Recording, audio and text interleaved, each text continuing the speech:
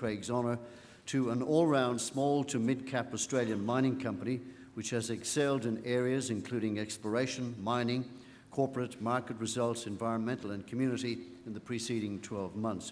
The award is sponsored by Atlas Iron and Patterson's. Ladies and gentlemen, I would like to welcome members of Craig's family to the stage. Chanel Oliver, Georgia Oliver, Hannah Oliver, Sasha Oliver, Bob Jones and Judith Jones. And I'd also like to welcome Joe Belladonna, CFO of Western Areas, who will announce the winner. Please make them welcome, ladies and gentlemen, as they reach the stage.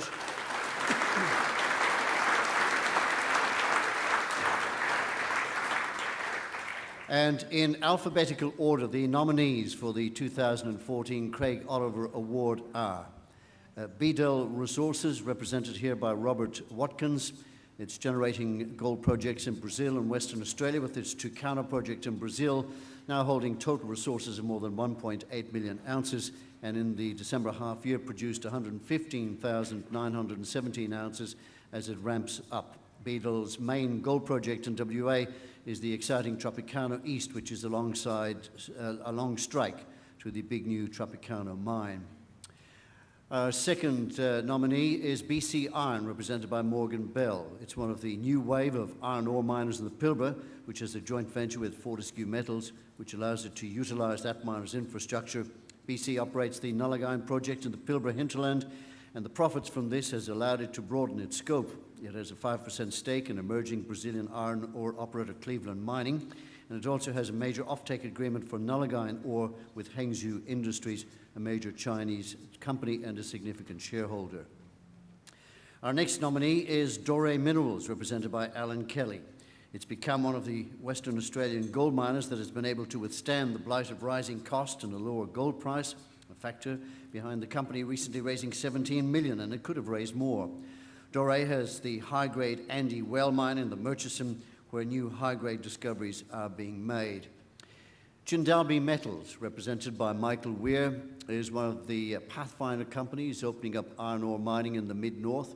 It shipped out its first hematite ore in March of 2013 and first magnetite ore shipment in early 2013. It has a long-term offtake contract and is undertaking an active regional exploration program.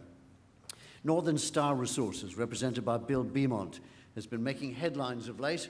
The success and cash flow derived from its Paulsens gold mine in the Pilbara has allowed it to take over other WA gold projects. In December, it purchased the Plutonic Gold Project in the Glengarry Basin from Barrick, and then it purchased the Kanowna Belle mine, also from Barrick.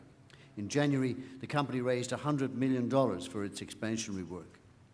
Phoenix Gold, represented by Stuart Hall, has, through aggressive exploration, grown its gold resources in the Eastern Goldfields to almost 3 million ounces and currently has reserves of 595,000 ounces. The key projects are Castle Hill and Broads Dam, and Phoenix Gold is advancing a blueprint to get into development. Regis Gold, represented by Jens Balkow, is one of the strong-performing Australian mid-tier gold miners that continues to sustain its performance. It has gold mines and emerging gold mines in the Duketon region and north of Laverton in WA. In mid-2012, the company purchased the McPhillamys Gold Project near Orange in New South Wales. Our second last nominee is Sandfire Resources. Represented by Caroline Lewis, it's been one of the fastest growing mines in the West. Sandfire discovered the deep-seated high-grade DeGrussa copper gold project.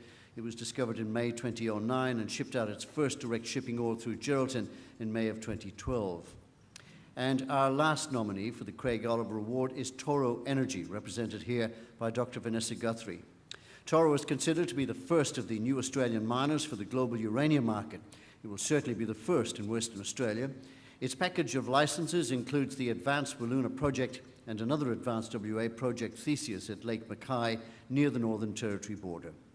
Well, before I invite Joe Belladonna to announce the winner, a few words from Hannah Oliver. Please make her welcome.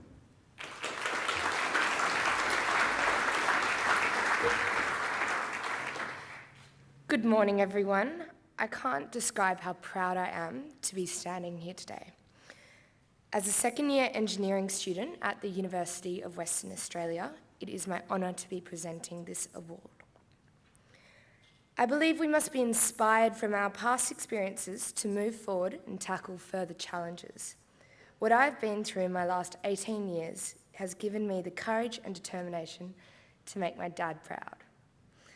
I can recall having lengthy discussions with him about the technicalities of processes, from boat engines to the ski slope chairlifts, extreme mining in Finland and Africa, and the core samples at Mount Mungus Station. This may have been because out of the three daughters, I was the practical one, but maybe I was the only one that wanted to listen. A quote I can recall of my father saying repeatedly is, "Time spent on reconnaissance is time never wasted." This reflects the drive he obviously had towards the industry and then in turn this award.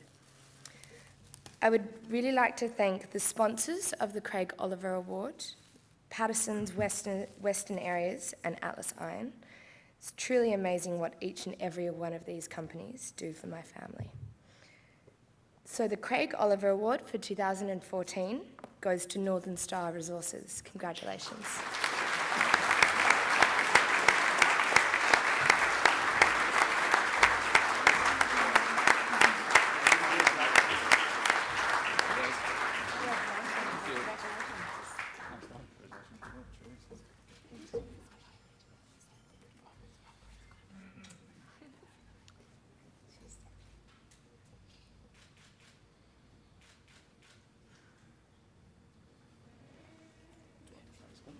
Ladies and gentlemen, from Northern Star, Bill Beaumont.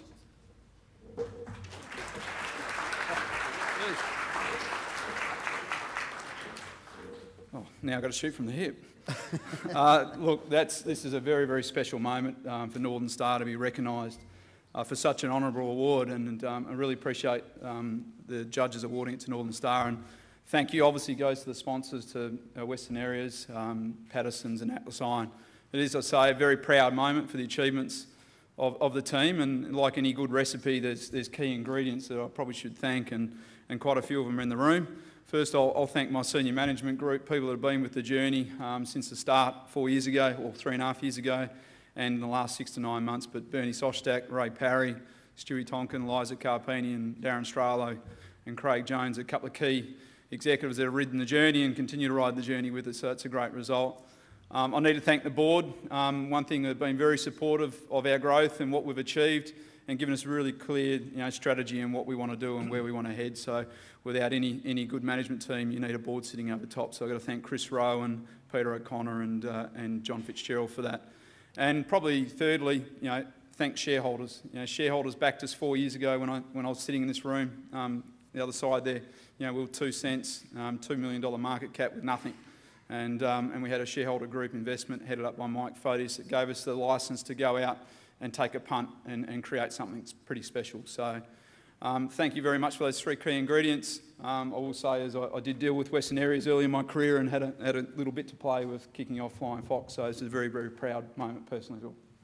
Thank you. Thank you, Bill.